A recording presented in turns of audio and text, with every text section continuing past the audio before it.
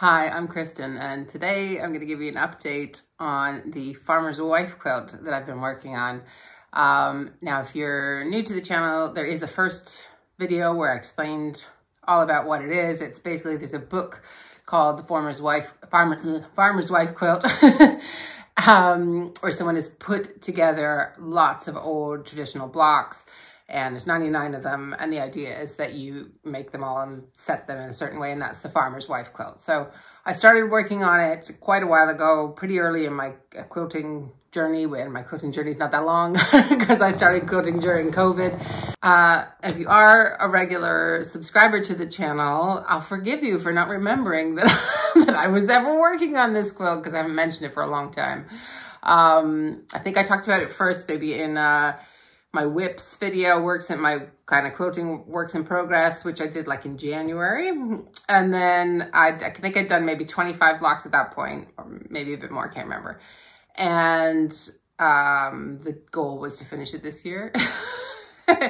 And then I did a video that was all about my process. So how I kind of like print. So I've been doing it foundation paper piecing. You can do it traditionally pieced or FPP. I've been doing it with foundation paper piecing. So I print out the pattern pieces, and in that video, I showed you kind of how I pick my colors and how I label things and keep myself organized and how I go about making a block, basically. So if you want to see that video, I'll link to it in the description. But anyway, that was a while ago though. I don't know if that was February, March, something like that, but it was a while ago. And I really haven't touched it that much. I did a few blocks, I think around that time, and maybe for a little bit afterwards, but I didn't pick it up loads. It's because I've just been doing other things that pulled my attention more, right? But recently I finished piecing a panel quilt top for my nephew. I've loaded it on the long arm, but the variegated thread that I want to quilt it with isn't here yet. There's a postal strike in the UK. So I was like, what am I going to do with myself?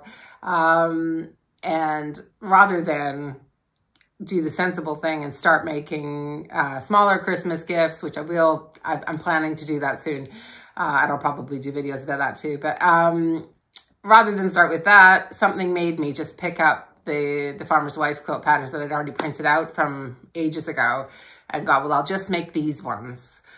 So I think I've talked myself out of, I need to make all 99, but I don't know how many I'm going to make. But I feel like once I lose the wind from making the blocks this time around, I'm going to move on to let's make this into a quilt top, whatever size that happens to be. So I'm going to show you, I'll show you the blocks that I've made recently. I've got 52 blocks in total, but 3 of them I don't want to include in the quilt top. I did them probably really early on, and I just don't like the color contrast of them all. Now that I don't feel the need to redo those 3. I feel like I've made them. I'll put them in an orphan block box and use them somewhere else or whatever, but they don't need to be in this quilt. So I might not do, my idea was to do all 99 and make the queen size quilt and all of this. I'm not sure I'm going to do that now, but I am going to make this into a quilt top and finish it. Not necessarily by the end of this year, but we'll see.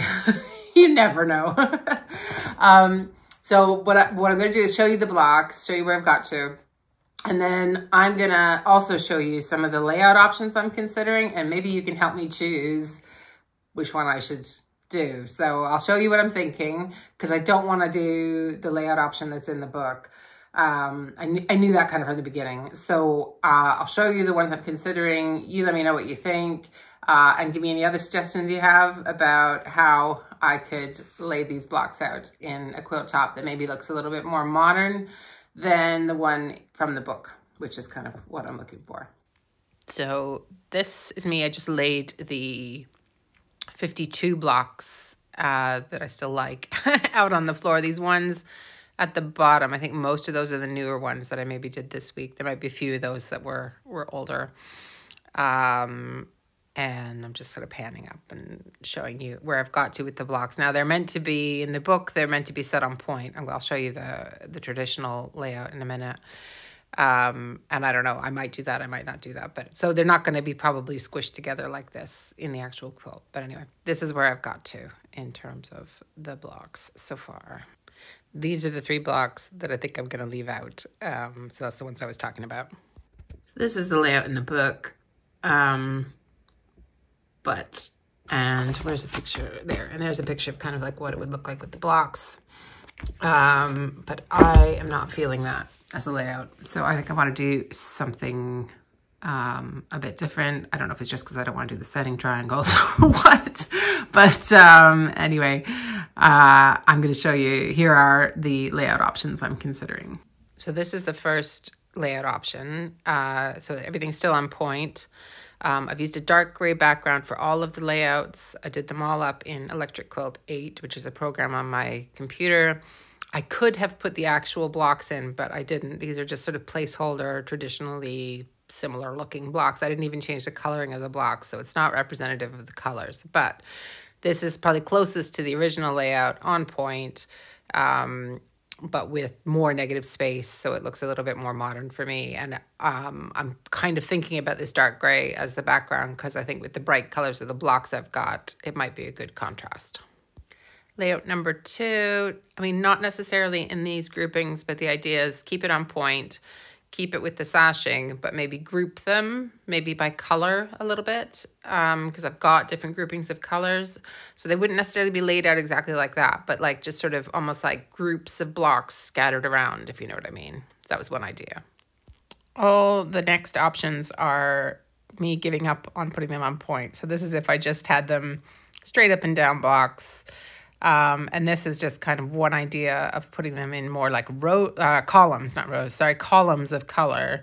They wouldn't necessarily need to staircase down like that. They could be next to each other. They could be spaced out. But anyway, that was kind of the idea with that one. It's not my favorite, I don't think. So then I went a bit more geometric. This one would work with the number of blocks I have now. In fact, I might need to take out 1 or 2 to make this work. All of these, I think I didn't say, all of these sizes are queen size roughly, but I can make them bigger or larger depending on how much negative space I add. I'm not worried about this. This is more the layout than the actual size of the quilt.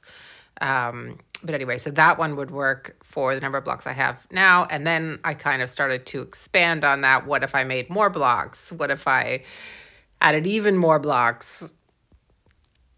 And I actually kind of like these ones, but then I got silly and started adding even more. This would be even more than the 99 blocks. I'd have to repeat blocks. I'm not going to make this one. So then I scaled it back completely for that idea. And then for the last one, I was thinking of like just completely different, like grouping them in squares or something. So that also could, I suppose, be a color grouping or not. Anyway, so that was the final idea. These are just some shots now of some of the more recent blocks I've finished. They all have the gray background because, as I said, I wanted some sort of a contrast for the bold colors of the blocks. And I've done already lots of quilts with bright blocks and white backgrounds, so I just wanted to do something a bit different. So that's the reason for the gray. But if you have any other thoughts on background colors and stuff, certainly interested to hear that too. I suppose, yeah, so do you think I should keep it on point because that's how it was designed? Can I take it and just piece it, straight up and down, which I think would be easier? And are there any of those layouts that are jumping out at you, or do you have any other great ideas for me? I would love to hear about them. If you stuck with me till the end of that, thanks so much for watching. And do leave me a comment. Let me know what layout option you think I should go with when I eventually get to that. I imagine I'll do a video about quilting this quilt on the Moxie, on the long arm that I recently purchased. But I don't know when that will be because there was a huge gap between the initial flurry of working on this quilt and this little flurry of working on this quilt. So who knows when it'll actually be finished. But eventually I will finish it. So if you would like to see how it turns out, please do subscribe, hit the bell for notifications, and do please leave me a comment. Let me know what you think I should do for the layout. Thanks so much for spending time with me, and I hope to see you again soon. Bye.